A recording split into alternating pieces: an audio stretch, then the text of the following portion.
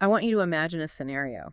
Let's say it's 3 a.m., you're a new parent, you're totally sleep deprived, just running on caffeine and, frankly, a lot of anxiety. We're in there. Right. You walk into the nursery to change a diaper, and then you just stop. You sniff the air. It's a very distinct smell. It's unmistakable. It smells like breakfast. Specifically maple syrup. Or maybe burnt sugar. Exactly. And for just a split second, your tired brain goes to this happy place. Pancakes, waffles. But then, reality crashes in. There is no breakfast. The smell is coming from the baby's urine. And that sweet, comforting scent is actually a biological siren, just screaming that something is terribly, terribly wrong. It's a classic example, isn't it? How the most innocent little details in medicine can hide these just devastating mechanisms. Oh, absolutely. That smell is the hallmark of a metabolic disaster in progress. And it's not just maple syrup. We are looking at a stack of sources today. Our main one being Chapter 29, Catabolism of the Carbon Skeletons of Amino Acids. And it reads like a medieval potion book. That's a good way to put it. We've got urine that smells like sweaty feet, urine that has a mousy or musty odor, and I think this is maybe the most famous one, urine that looks perfectly normal when it leaves the body, but if you leave it standing in a cup for a few hours, It turns pitch black, like ink. like ink. It's wild. These are the classic sensory clues for what we call inborn errors of metabolism. And while the symptoms sound, almost mythical, the cause is usually incredibly specific. We're talking about a single broken cog in a massive, massive machine. So that is our mission for today. We're doing a deep dive into the fate of the carbon skeleton. And just to be clear, we're not talking about bones here. We're talking about what's left of an amino acid after you strip away its identity. That's a great way to frame it. If you remember from our past discussions on protein, the identity of an amino acid, chemically speaking, is often tied to that nitrogen group. The very first step in breaking one down is usually to rip that nitrogen off. The transamination step, we talked about this. You take the nitrogen, shuttle it over to the urea cycle, and you get rid of it. It's like taking the license plates off a stolen car so nobody knows where it came from. Exactly. But once you strip the plates, the nitrogen, you're still left with the chassis, Yeah. the hydrocarbon structure, Yeah. the carbon skeleton, and now the body has this huge logistical problem. What do we do with 20 different types of chassis? They're all shaped differently. Some are rings, some are chains, some are branched. It's a mess. It is, and the whole point of this chapter is to explain in detail how the body takes those 20 unique shapes and crushes them down into fuel. And looking at the overview here, it seems the body is, obsessed with efficiency. Because all 20 of these wildly different structures funnel down into just 7 end products. Just 7. That's it. Ah, We call these the amphibolic intermediates. I've always loved that word, amphibolic. It sounds like an amphibian or something. But in this context, it just means both ways, right? It comes from the Greek amphith, meaning both, and bole, meaning to throw. So these intermediates are sort of the central hubs of metabolism. They're grand central station. Okay. Once a carbon skeleton is broken down into one of these 7 molecules, it can go 2 ways. It can be thrown into the furnace, oxidized to CO2 and water for immediate energy. Or it can be thrown into construction, used to build up glucose or fatty acids for storage. It's a crossroads then. A critical crossroads. So let's list these 7 hubs just so we have the landscape in our heads. So I'm looking at the diagram from the text. We have oxaloacetate, alpha-ketoglutarate, pyruvate, fumarate, succinyl-CoA, acetyl-CoA, and acetoacetyl-CoA. Those are the 7. And if you've spent any time with the Krebs cycle, the citric acid cycle, you'll recognize almost all of them. Right, they look very familiar. And that's the beauty of it. The body doesn't invent a whole new set of trash disposal pathways for protein. It just modifies the protein ways so it fits neatly into the sugar and fat machinery that we already have running. Which brings us to a major distinction in this chapter, one that you hear thrown around in diet culture all the time, but it's rarely explained chemically. Glucogenic versus ketogenic. This is absolutely critical, and it's strictly about where those carbons end up. If an amino acid skeleton can be converted into, say, pyruvate or one of the other Krebs cycle intermediates like oxaloacetate, Okay. then the body can run those backwards through a process called gluconeogenesis to make new glucose. That's why it's glucogenic. It generates glucose. It can literally save your brain during a fast by keeping your blood sugar up. So you can make sugar out of protein. And ketogenic. Ketogenic means the skeleton breaks down into acetyl-CoA or acetoacetyl-CoA. Now, human biochemistry has a very hard and fast rule. Mm. You cannot turn acetyl-CoA back into glucose. It's a one-way street. It's a one-way street. Yeah. Those carbons can only be used to make fatty acids or ketone bodies, hence ketogenic. So broadly speaking, sugar makers versus fat makers. That's a good way to think about it. Mm-hmm. Now, if you look at Table 2901 in the text, what stands out to you about the ratio between the two? Well, looking at the list, wow, it's incredibly lopsided. Almost everything is glucogenic, or at least partly glucogenic. It is, isn't it? In fact, wait, there are only 2 amino acids listed as purely ketogenic, only 2 that can't make any sugar at all. Leucine and lysine. That's the entire list. L and L. That seems, I don't know, risky. Or maybe it's telling us something important. I think it's evolutionary insurance. The brain runs on glucose. That's its primary fuel. So if you're starving and your only food is protein, say, you're a hunter-gatherer who just caught a rabbit after 3 days with no food, your body desperately needs to turn that meat into blood sugar to keep your brain alive. Ah, I see. If all the amino acids were ketogenic, you'd eat a pure protein meal and still die of hypoglycemia. Mm. The fact that 18 out of 20 can be used to boost blood sugar shows you where the body's priority lies. That makes perfect sense. It's a failsafe. Okay, so we have the map. 20 amino acids broken down into 7 buckets, aiming for energy or storage. But the devil, as they say, is in the details, or in this case, the enzymes. Because when one of these enzymes breaks, that's when we get disease. Right. And maybe we should clarify what we mean by break. In almost all the cases we're about to discuss, we're talking about a genetic mutation, a typo in the DNA that codes for a specific enzyme. The resulting enzyme might be misshapen, it might be slow, or it might just be missing entirely. And because these metabolic pathways are like assembly lines, if one machine on the line stops, the raw materials just pile up behind it. A huge pileup. And that pileup is what causes the black urine, the strange smells, and most importantly, the irreversible brain damage. Precisely. It's a traffic jam of toxic chemicals. So let's walk through some of these families. The text groups them by their chemical breakdown, which seems logical. We can start with the so-called simple converters. The C4 and C5 families. Asparagine, aspartate, glutamine, and glutamate. This seems like the best place to start. The chemistry looks, well, almost too easy. It's elegant and direct. We're dealing with 4 carbon skeletons, that's asparagine and aspartate, and 5 carbon skeletons, glutamine and glutamate. And they feed directly into the Krebs cycle with very few steps. Very few. Okay, let's take asparagine. Has an animide group, which is a nitrogen. Right. To break it down, the body uses an enzyme called asparaginase. And the reaction is a hydrolysis, just adding water. Yep, you can think of hydrolysis like using a tiny pair of molecular scissors made of water. The enzyme forces a water molecule into the bond that's holding that side chain nitrogen on, and snip. And off it goes. The nitrogen falls off as ammonium, NH4 plus coag, and what's left behind, asparagine, has now become aspartate. Simple. One step. So now we have aspartate. What's next? Transamination. We swap that remaining amino group for a double-bonded oxygen. And the moment you do that, aspartate instantly becomes oxaloacetate. And oxaloacetate is one of the main components of the Krebs cycle. So what, 2 steps total? Snip the nitrogen, swap the other nitrogen, and boom, your fuel. It's incredibly efficient.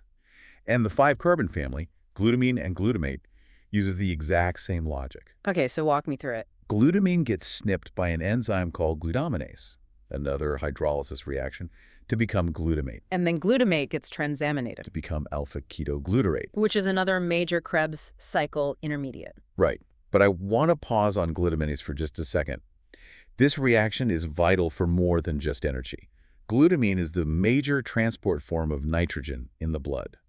When your muscles break down protein, they don't just dump toxic ammonia into your bloodstream. No, that'd be bad. Very bad. Instead, they package that ammonia safely onto glutamate to form glutamine. It's the safe shipping container for ammonia. That's a perfect analogy. So when that shipping container arrives at the liver or the kidneys, glutaminase is the dock worker that opens the crate. It releases the ammonia so it can be safely converted into urea or just excreted directly. If this enzyme fails, you have a massive systemic nitrogen transport failure. Wow. Now, I noticed something really stark in the notes here. For almost every other amino acid pathway, there's a list of diseases. You know, PKU, maple syrup urine disease, and so on. But for the breakdown of aspartate and glutamate, the text just says, metabolic defects in transaminases may be incompatible with life. That is a chilling sentence, isn't it? It is. It implies that these pathways are so central, so absolutely fundamental to the very concept of being alive, that if you have a major genetic defect here, embryonic development just stops. You don't get a sick baby, you just get a miscarriage. That's the implication. These reactions are non-negotiable for life. It really highlights the hierarchy of metabolism, doesn't it? You can, as we'll see, live without being able to break down proline perfectly. You absolutely cannot live without the ability to make oxaloacetate from amino acids. It's the difference between having a broken radio in your car and a missing engine block. Speaking of broken radios, let's move to the next group, the proline and arginine families. These look a bit more complex. Proline specifically has always been the oddball of the amino acids. It really is. Chemically, it's not even a true amino acid, it's an imino acid. Its nitrogen isn't just dangling off the side like in the others. No, it's locked up, right, in that rigid, five-membered ring structure. It's tied up in that ring, which makes it fantastic for building rigid structural proteins like collagen, but as you can imagine, it makes it a nightmare to break down. You can't just swap the nitrogen out if it's part of the ring. So you have to break the ring first. You have to break the ring. The whole catabolic process happens in the mitochondria. The first step uses an enzyme called proline dehydrogenase.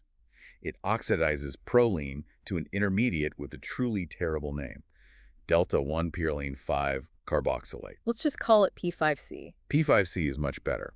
Then in a second step, that P5C is converted to glutamate.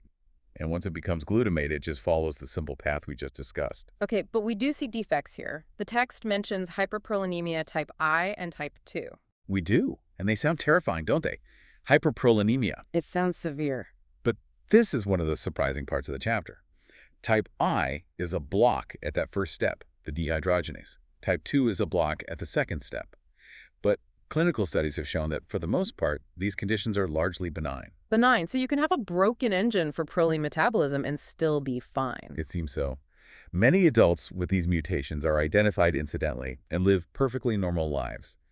It suggests that, 1, proline breakdown isn't a critical energy source for us, and 2, and this is the most important part, the proline that piles up isn't particularly toxic to the brain. That's the real key, isn't it? It's not just about losing the energy from that pathway. It's about whether the trash that's piling up is poisonous. Precisely.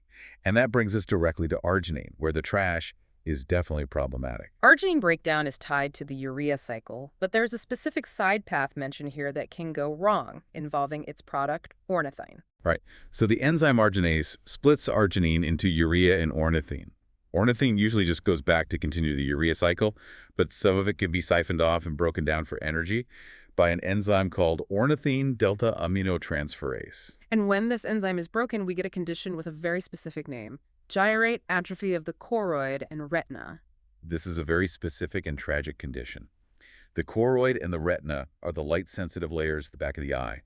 For reasons we are still trying to fully understand, high levels of ornithine are specifically toxic to these cells. So a defect in what is primarily a liver enzyme ends up causing blindness. Yes, patients start with night blindness and then a loss of peripheral vision. Over time, that field of vision constricts until they have tunnel vision. Eventually, it leads to total blindness, usually by middle age. It's a progressive, slow withering of the visual field. Is there anything that can be done to stop it? The text suggests that a diet with restricted arginine intake can help. If you lower the input, you lower the backlog of ornithine. It can slow the progression, but is not a cure. It's just amazing how localized these effects can be. Proline piles up, no big deal. Ornithine piles up, you go blind. It really shows how specific tissue sensitivity can be.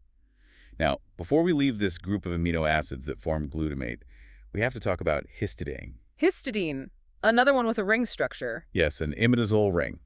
The breakdown of histidine to alpha-ketoglutarate involves a series of steps, but there's one intermediate in particular that's clinically famous: N-formimidoglutamate. Which everyone just calls figlu. Thank goodness. Figlu. Now, normally, the formino group on figlu, which is basically a single carbon atom with a nitrogen attached, is handed off to a vitamin carrier, specifically tetrahydrofolate. Which is the active form of folic acid. Correct. And this is a crucial concept we'll see over and over. Metabolism runs on vitamins. The enzyme is the machine, but the vitamin is the specific tool that the machine has to use to do its job. In this case, the enzyme needs folate to grab that one carbon group and take it away. So if you're deficient in folic acid, the handoff can't happen. Exactly. The assembly line jams right at that step. Right. Figlu can't be processed, so it accumulates and spills out into the urine. And that leads to the old diagnostic figlu excretion test. It was a very clever bit of historical biochemistry. If doctors suspected a folate deficiency, they would give the patient a loading dose of histidine, basically a big histidine milkshake. Then they'd collect the urine. And if a bunch of fig glue came pouring out... They knew the patient was folate deficient. You're essentially stress testing the system to find the weak link. There's a beautiful connection between diet with the folate, metabolism with the histidine, and diagnosis with the urine test. That's really cool. Okay, let's move on to section 3, the pyruvate cluster. This group includes glycine, serine, cysteine, and threonine. These all funnel down into pyruvate. Let's start with the simplest of all, glycine. Glycine is deceptively simple, just 2 carbons and a nitrogen. But breaking it down is surprisingly high-tech. The main route involves a massive multi-enzyme complex in the liver mitochondria called the glycine cleavage system. And this system, it literally shatters the molecule. It does. It splits glycine cleanly into 3 pieces: a molecule of CO2, a molecule of ammonium, and a methylene group. And guess who's there to catch that methylene group? Let me guess, folate again. Folate again, tetrahydrofolate. This is the so-called one-carbon metabolism pool that's absolutely vital for things like synthesizing DNA. But if this cleavage system is genetically broken, we get a devastating condition called non-ketotic hyperglycemia. Okay, let's parse that name. Non-ketotic means there are no ketones, so it's not a diabetic emergency. Hyperglycemia just means high glycine in the blood. Correct, but the real damage isn't in the blood, it's in the brain. The glycine levels in the cerebrospinal fluid become astronomically high. Why is that so bad? I mean, it's just glycine, isn't it just a building block? It's also a neurotransmitter. Specifically, glycine is a major inhibitory neurotransmitter in the brainstem and spinal cord. It signals the brain to slow down or stop. So if you flood the developing infant brain with it, you get seizures, apnea, where the baby just stops breathing, and profound intellectual disability. It's a truly tragic condition. And unlike proline, this is a backlog the brain absolutely cannot tolerate. Not at all. And there's another way glycine can cause trouble, and that's through its conversion to oxalate. Ah, yes. Primary hyperoxaluria. This is the kidney stone disease, right? Stone puts it mildly. If the main glycine breakdown pathway is blocked, or if a downstream enzyme that's supposed to clean up a side product called glyoxylate fails, your body produces massive amounts of oxalate. And oxalate has a very strong chemical affinity for calcium. It binds calcium like a magnet, and calcium oxalate is, for all intents and purposes, rock. It's the main component of the most common type of kidney stone. Right. But in this disease, the levels are so high, you get what's called urolithiasis. Yeah. Just constant formation of stones. And even worse, nephrocalcinosis. Nephrocalcinosis. That sounds like kidney calcification. That's exactly what it is. The kidney tissue itself, the functional parenchyma, starts turning into stone. It calcifies. This inevitably leads to renal failure and early mortality if you can't get a liver and kidney transplant. It's complete structural failure caused by a single chemical imbalance. That is horrifying. Now, speaking of stones and crystals, let's distinguish between that and cystinuria, because the names sound similar, cystinuria, cystinosis, but the text makes it very clear that they are completely different mechanisms. This is a classic trap for medical students. It's so important.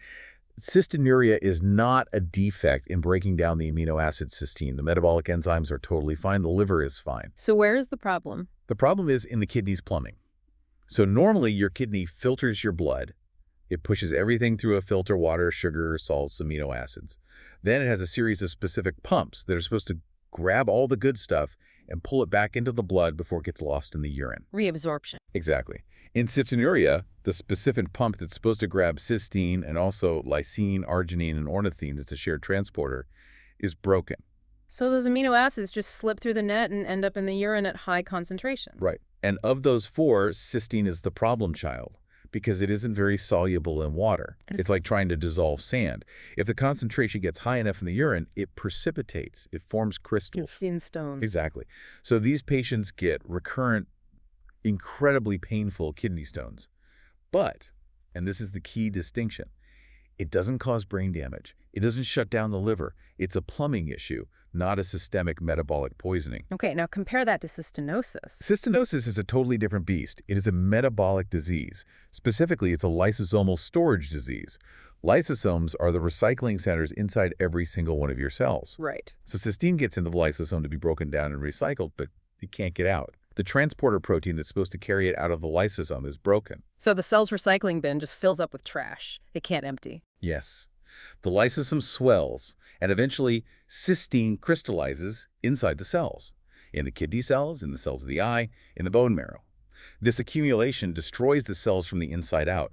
It causes severe kidney failure, stunted growth, and is fatal if not treated. So, to summarize, cystinuria is stones in the pee, which is painful but generally manageable. Cystinosis is crystals inside your cells, which is deadly. Precisely. The mechanism is everything. Okay, take a deep breath. We are now entering what I would call the heavyweight division. Section 4, phenylalanine and tyrosine. The aromatic amino acids. This is really where the history of metabolic medicine begins. This pathway is like a minefield. It seems like every single step has a famous disease associated with it. So let's start at the very beginning. Phenylalanine. Phenylalanine is an essential amino acid. We can't make it. We get it from protein meat, dairy, eggs, nuts. The very first thing the body does with it is convert it into another amino acid, tyrosine. It does this by adding a single hydroxyl group, an AOH group. And it uses the enzyme phenylalanine hydroxylase to do that. Correct. But this enzyme's a bit needy. It doesn't work alone. It needs a helper, a cofactor, called tetrahydrobiopterin, or BH4 for short. BH4, you can think of it as the spark plug for the enzyme. That's a great analogy. The enzyme is the engine. BH4 is the spark plug. Now, if the engine itself is broken, a mutation in the enzyme, or if you run out of spark plugs, a defect in making or recycling BH4, the reaction stops cold.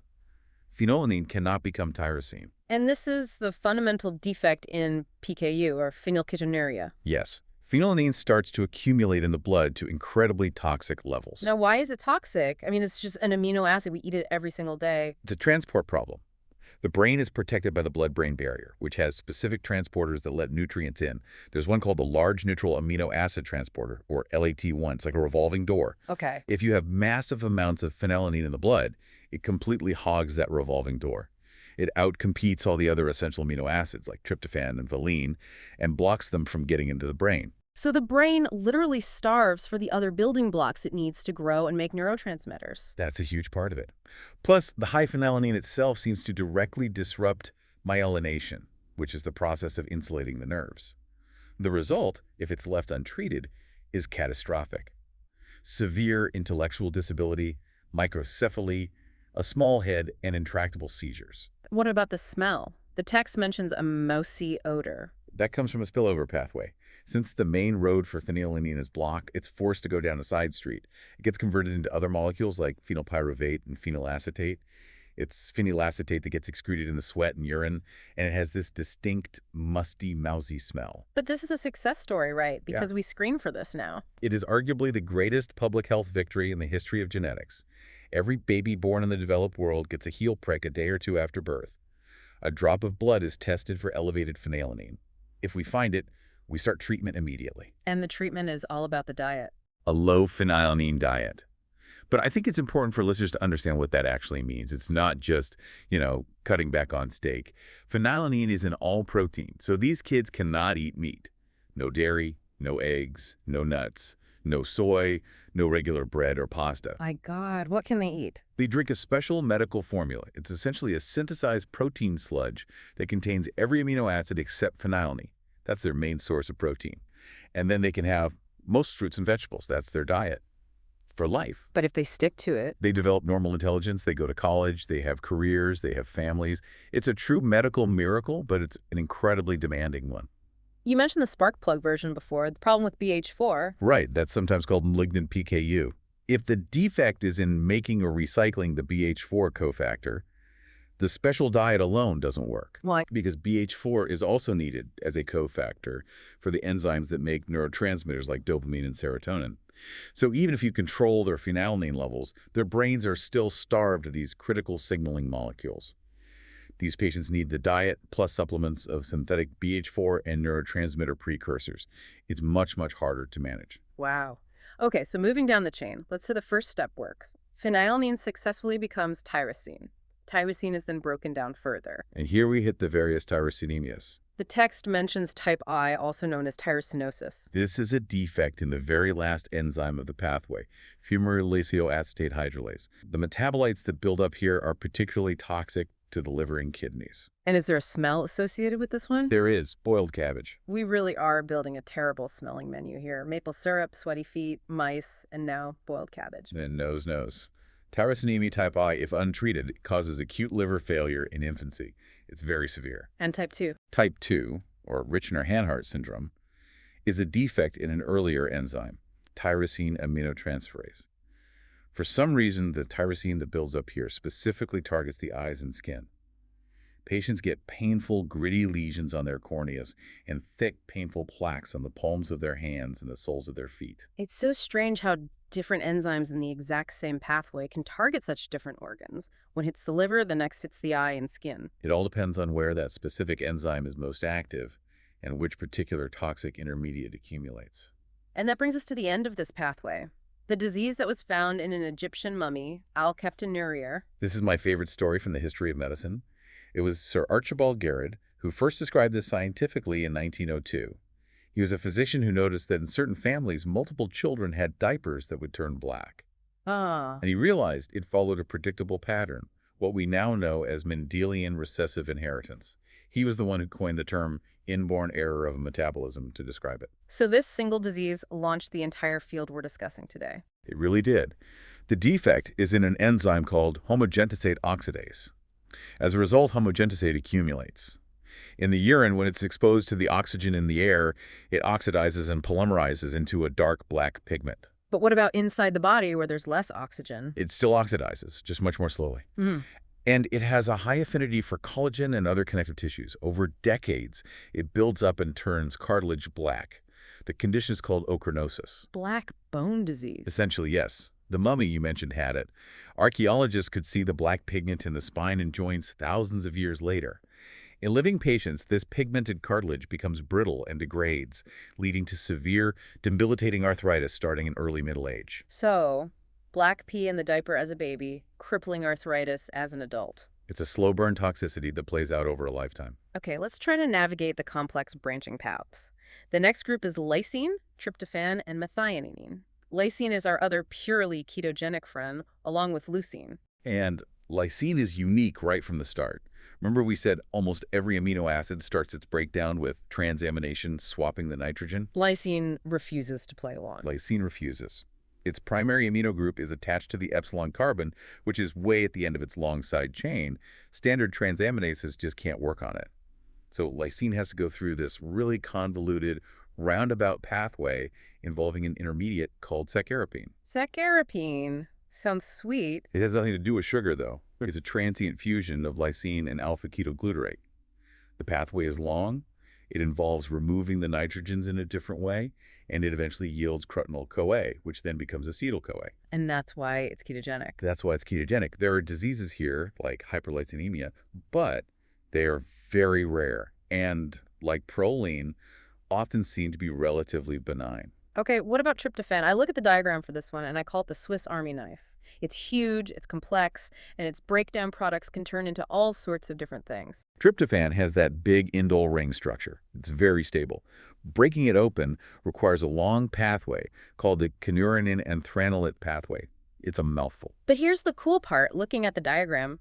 Tryptophan breakdown can actually make a vitamin. Yes. This is one of the very few instances where our bodies can synthesize something we'd otherwise classify as a vitamin. The breakdown of tryptophan can yield niacin, which is vitamin B3. But the conversion is really inefficient, right? Terribly inefficient. Yeah. You need about 60 milligrams of tryptophan to make just 1 milligram of niacin. But if your diet has enough tryptophan but is completely lacking in niacin, that little bit of synthesis can be enough to keep you alive. Unless you have Hartnup disease. Correct. Hartnup disease connects us all the way back to cystinuria. It's not an enzyme defect, it's a transport defect.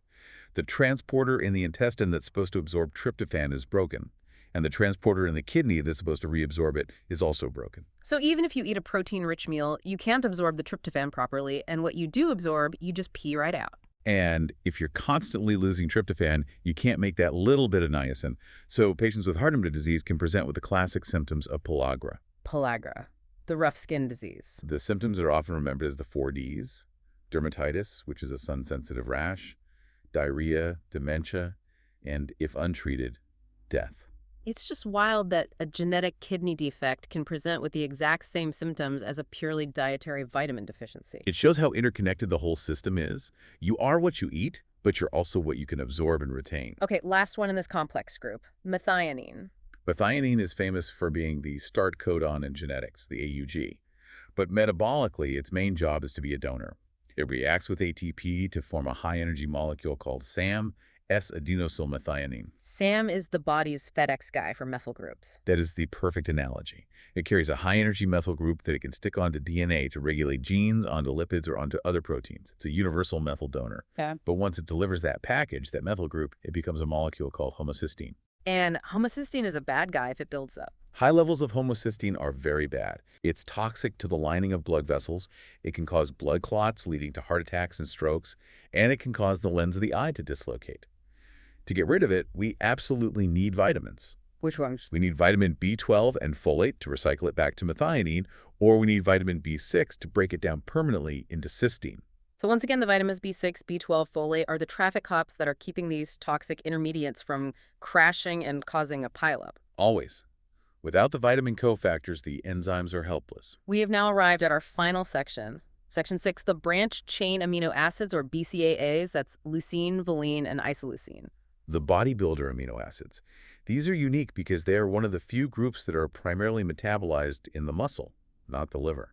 And the text highlights that they all share a common strategy for breakdown. The first 3 steps of the pathway are identical for all 3 of them. That's right. Step 1 is a transamination. Standard stuff. They swap their amino group and become alpha keto acids. Okay. Step 2 is an oxidative decarboxylation. This is the big one. This is the critical step. And step 3 is a dehydrogenation. I want to zoom in on step 2. The enzyme complex is called the branched-chain alpha-keto acid dehydrogenase complex. It's a massive multi-protein machine. And here's a key nugget for any students listening.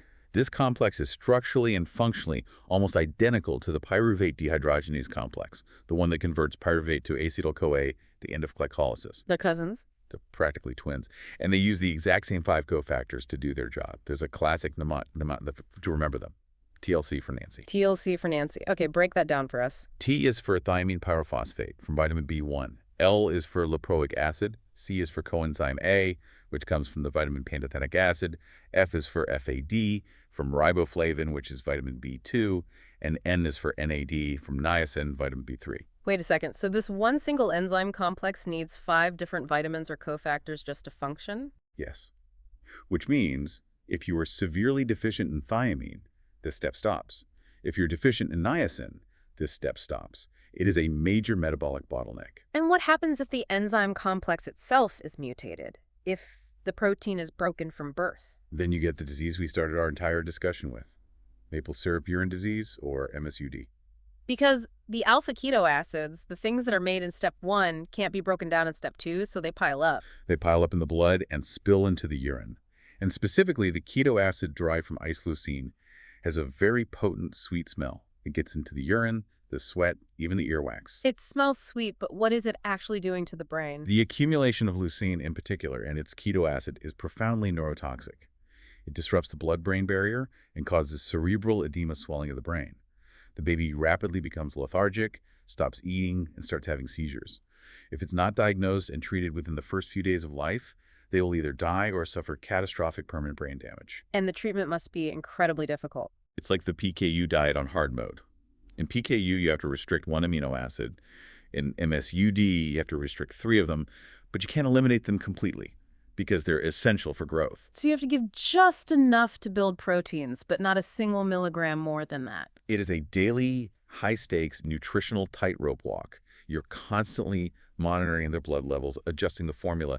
It's incredibly difficult for the families. And even something as simple as a common cold or a flu can throw them into a crisis, right? Yes, because when you get sick, your body naturally enters a catabolic state.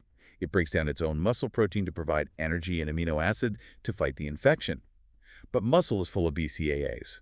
So suddenly the internal levels of leucine spike and the patient goes into a metabolic crisis even if they haven't eaten a thing. That is absolutely terrifying. The call is coming from inside the house. It is. There's one more BCAA defect mentioned in the text, isovaleric acidemia. Right, this is a defect that's specific to the leucine breakdown pathway, just a little further down from the MSUD step. The enzyme is isovaleryl-CoA dehydrogenase. I have a smell for this one. Sweaty feet. or sometimes described as acrid cheesy. The nose. It's due to the buildup of isovaleric acid. It's actually the exact same chemical that certain bacteria produce during the aging of cheese or, well, in sweaty shoes. So we've covered the map. We've seen how these 20 different carbon skeletons get funneled into just 7 common fuels. We've seen how a single missing enzyme can lead to black urine or blind eyes or these incredibly distinctive smells. But I want to end on the so what. What does the future look like for these conditions? The source text alludes to this. At present, our primary treatment for most of these is substrate restriction. Basically, stop eating the thing you can't break down. It works remarkably well for PKU. It works partially for MSUD. Yeah. But it is a tremendous burden. It's a life of weighing every gram of food, of social isolation, of constant anxiety. But these are single gene defects. We know the exact typo in the DNA. Exactly. And we are now finally entering the age of genetic correction. Gene therapy. Explain how that would theoretically work for a disease like PKU. Well, the problem in classic PKU is in the liver. The liver cells are missing a functional copy of the phenylalanine hydroxylase gene. We can now engineer harmless viruses, viral vectors, to carry a correct functional copy of that gene. And you inject this into the patient. You infuse it into their bloodstream. The virus is designed to home in on liver cells, enter them, and deliver its genetic payload. The liver cell then starts using that new, correct DNA blueprint to make the functional enzyme. You're essentially installing a software patch for their DNA. You're installing a new engine part. And if you can get enough of the liver cells to express the good enzyme, the phenylalanine levels in the blood will drop to normal. The patient could, theoretically, eat a cheeseburger. Their brain would be safe. That would change everything for these families. It would be a true cure.